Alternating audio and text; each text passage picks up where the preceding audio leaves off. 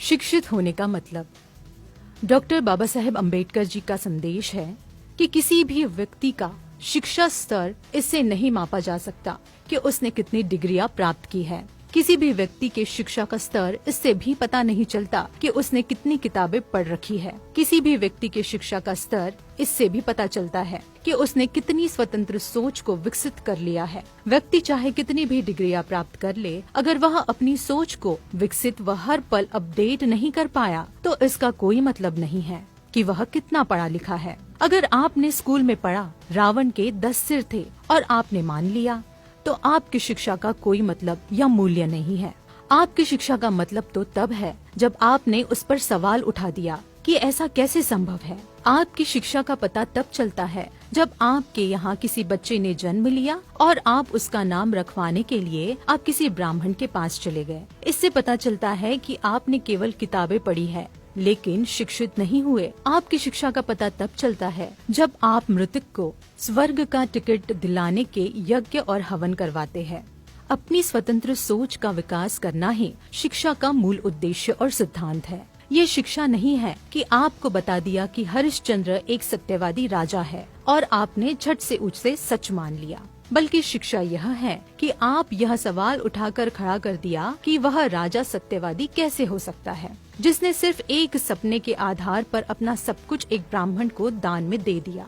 यह सत्यवादिता नहीं बल्कि मूर्खता है। शिक्षा यह है कि आपने सवाल कर दिया कि आपकी पत्नी व बच्चे को बेचने वाला कोई भी आदमी सत्यवादी कैसे क्या हो सकता है। मूर्खता का इससे बड़ा प्रमाण और क्या हो सकता है कि हम 15-20 साल पढ़ाई में खत्म करने के बाद एक 5वीं फेल ब्राह्मण की सलाह लेते हैं और उस पर विश्वास करते हैं।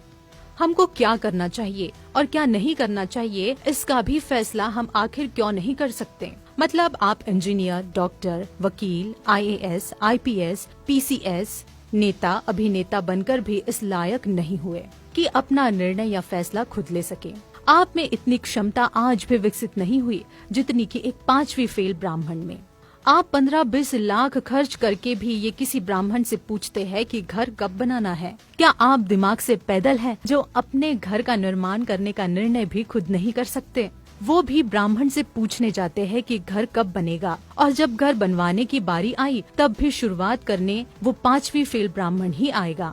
बाबा साहब डॉक्टर भीमराव अंबेडकर की बातों को अमल में लाने से समता, स्वतंत्रता, बंधुता और न्याय पर आधारित समता मूलक समाज और राष्ट्र का निर्माण होगा और मूल निवासी बहुजन समाज को ब्राह्मणवादी व्यवस्था से मुक्ति मिलेगी। बाबा साहब की मूर्तियाँ पूजने से ज्यादा जरूरी है कि उनके साहित्य का अध्ययन करना और उनके विचारधारा पर चिंतन मनन करना, क्योंकि बाबा साहब मूर्तियों में नहीं बल्कि आपको किताबों में जरूर मिलेंगे।